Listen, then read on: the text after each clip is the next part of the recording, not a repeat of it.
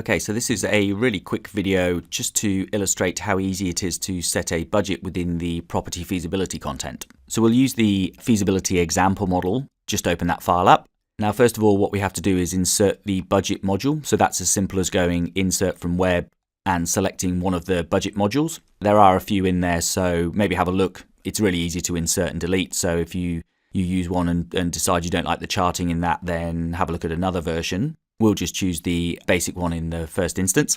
Now, once that's been inserted, the first thing we have to do is just set the budget time frame. So this is actually independent of the core kind of time series assumptions themselves. So for example, you might have a model that's 60 periods long, but you might only be looking to set a budget for a dedicated 12-month period. We'll actually set this up to budget for the same period as the main time series assumptions themselves.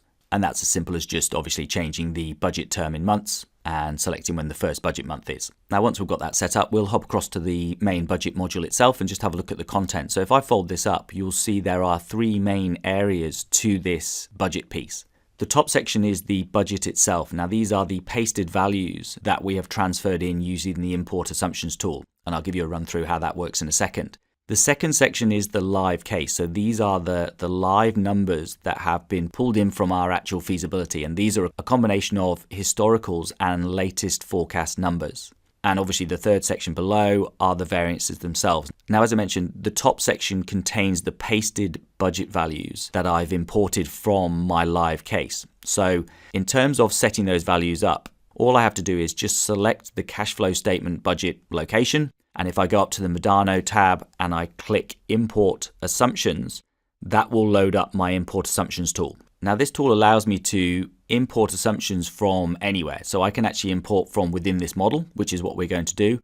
Or I might have an external workbook or some other CSV file that I want to actually get into my feasibility to say these are the official lockdown numbers that I want to have as my budget.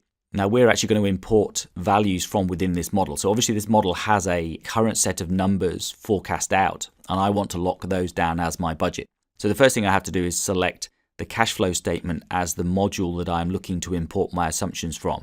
Now, the next screen says, okay, where do you want to import that information into? And obviously we want to import it into our budget cash flow statement.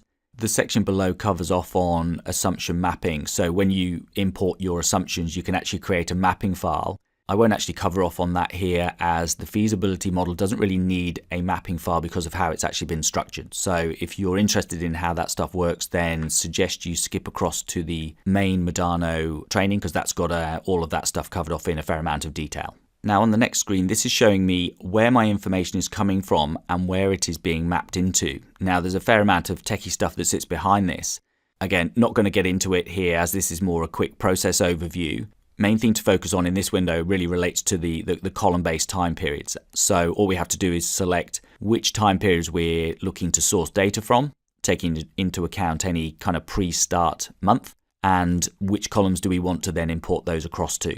And then all we have to do is click the import button, and that will transfer the current live calculated cash flow statement values into our budget module as stored values. And once that's happened, I will always go down to the cash flow statement variance section just to check that there are no variances, because obviously if I've imported my values correctly, my budget should match my live case, even if that live case consists of historicals and forecast data.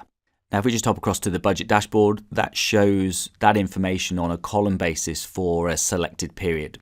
And again, obviously, because we have just pasted our live values as our budget, there's no variance. Now, if we want to create some sort of variance, what I might just do is hop over to the summary sheet and put in a duration variance as a sensitivity. And if we then hop back to the budget dashboard, you'll be able to see from some of the charting information how that's impacted our forecast variances. And obviously, usual kind of roll forward stuff as we roll forward through time. We'll be entering our latest historicals, and they'll be showing up as variances against budget. So a really, really simple process.